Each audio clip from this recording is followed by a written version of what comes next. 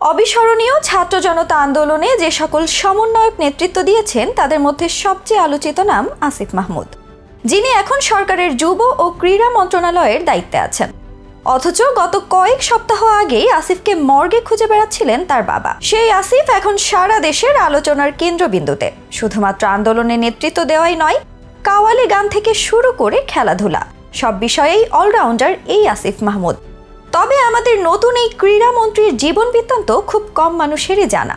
আসিফ মাহমুদের আদ্যপান্ত জানাতেই আজকের এক্সক্লুসিভ আয়োজন। কয়েক সপ্তাহ আগেও কেউ কল্পনা করেনি বিশ্ববিদ্যালয়ের এই সব ছাত্ররা মিলে সরকার পতন ঘটাবে। সে সাথে নতুন সরকারে বসবে 26 থেকে 27 বছরের শিক্ষার্থীরা। চরম প্রভাবশালী নাজমুল হাসান পাপন ক্ষমতা হারাবেন 26 বছর বয়সে আসিফ মাহমুদের সাথে। এটা অকল্পনীয় ছিল, তবে যা কেউ ভাবেনি সেটাই এখন বাস্তব। আর এই নতুন স্বাধীনতা অর্জন করতে গিয়ে ঝরে গিয়েছে হাজারো প্রাণ, যার মধ্যে থাকতে পারত সমন্বয়ক আসিফেরও নাম, যাকে মৃত ভেবে মর্গে মর্গে খুঁজে বেড়াচ্ছিলেন তার বাবা। তবে ডিবি কার্যালয়ের জিম্মি অবস্থা থেকে ফিরে এসে দেশব্যাপী কঠিন অসহযোগ আন্দোলন ও লং মার্চ টু ঢাকা কর্মসূচির মাধ্যমে সরকার নামিয়ে ফেলেন এই সমন্বয়করা। বর্তমানে আসিফ তরুণ সমাজের এক সেন্সেশনে পরিণত হয়েছেন। ফেসবুকে তার ফলোয়ার সংখ্যা 13 লাখেরও বেশি। খুব সুন্দর গানও গাইতে পারেন আসিফ। আসিফ মাহমুদের বাড়ি কুমিল্লার মুরাদনগর উপজেলার আকুবপুর ইউনিয়নের আকুবপুর গ্রামে। তার বাবার নাম মোহাম্মদ বিল্লাল হোসেন, মা রোকসানা বেগম। আসিফ মাহমুদ আদমজী ক্যান্টনমেন্ট কলেজের প্রাক্তন শিক্ষার্থী ও কলেজটির বিএনসিসি ইউনিটের প্লাটুন সার্জন ছিলেন। সেখান থেকে উচ্চ মাধ্যমিক শিক্ষা সম্পন্ন করে তিনি 2017-18 শিক্ষাবর্ষে ঢাকা বিশ্ববিদ্যালয়ের ভাষা বিজ্ঞান বিভাগে ভর্তি হন। এখন তিনি স্নাতকোত্তর শ্রেণীতে পড়ছেন। আসিফ 2018 সালে কোটা সংস্কার আন্দোলনে সক্রিয় ছিলেন। এরপর ছাত্র অধিকার পরিষদের সঙ্গে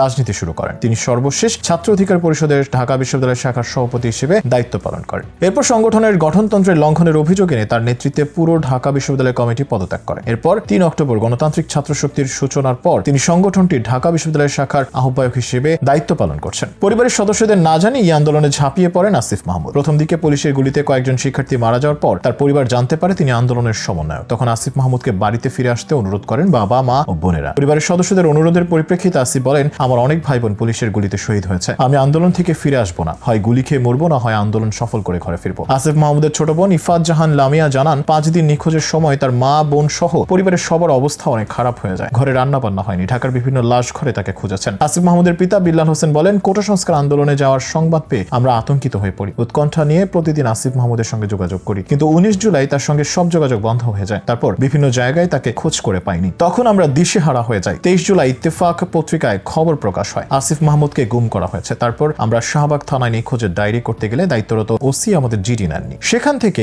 যাত্রাবাড়ি থানায় যাই, সেখানেও একইভাবে আমাদের ফিরিয়ে দেয় পুলিশ। তারপর ঢাকা মেডিকেল কলেজ হাসপাতালে গিয়ে প্রতিটা ওয়ার্ডে খোঁজ করি, কিন্তু আসিফের কোনো সন্ধান না পেয়ে হাসপাতালে লাশ ঘরে খোঁজাখুঁজি করেও পাইনি। তিনি আরো বলেন, তারপর প্রেস ক্লাবে গিয়ে সংবাদ সম্মেলন করে আসিফের গুমের বিষয়টি দেশবাসীকে জানাই। 24 জুলাই হাতেরশিল এলাকায় আসিফ মাহমুদকে অজ্ঞান অবস্থায় পাওয়া যায়। এ সময় তাকে গণস্বাস্থ্য কেন্দ্রে চিকিৎসার জন্য নিলে সেখান থেকে 26 জুলাই পুলিশ পরিচয়ে আবারও তাকে তুলে নিয়ে যায়। 27 জুলাই ডিবি কার্যালয় থেকে ফোন করে জানায়, আপনার ছেলে ডিবি কার্যালয়ে আছে, এসে দেখে যান। আমি আর আসিফের মা সেখানে গিয়ে দেখা করলে তাদের ছেড়ে দেবে বললেও পরে আর ছাড়েনি। ডিবি প্রধান হারুন সাহেব আমার থেকে ভিডিও রেকর্ড নিতে চেয়েছিলেন যে সমন্বয়করা আন্দোলন প্রত্যাহারের ঘোষণা স্বেচ্ছায় দিয়েছে, কিন্তু আমি রাজি হইনি। একদিন পর আবারও ফোন করে আমাদের যেতে বলে, তখন তাদের গাড়ি দিয়ে অফিস সহ আমাদের বাড়ি পৌঁছে দেয়। দেশবাসীর নিকট দোয়া চেয়ে তিনি বলেন, আসিফ মাহমুদ ছোটবেলা থেকে একরোখা ছিল, যেখানে অন্যায় দেখতো সেখানে প্রতিবাদ করত। আসিফ মাহমুদ অন্তর্বর্তী সরকারের উপদেষ্টা হয়েছে, তার উপর অর্পিত দায়িত্ব যেন যথাযথ পালন করতে পারে।